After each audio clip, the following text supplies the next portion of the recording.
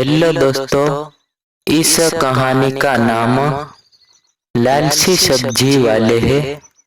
इस कहानी में आपको अक्का सब्जी वाली की कहानी बारे में बताया गया है। अगर आपको यह कहानी अच्छी लगती है तो कमेंट कर जाना मेरे चैनल पर।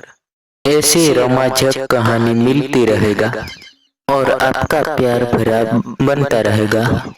आपको ये कहानी पसंद आई है तो लाइक का बटन जरूर से दबा देना। लाल सब्जी वाली की लाल कहानी।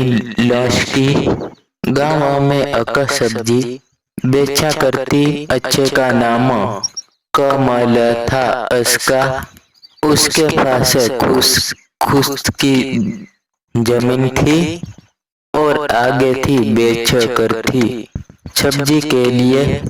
वही जैविका खाद डालती थी जिससे किसी को नुकसान नहीं पहुंचती।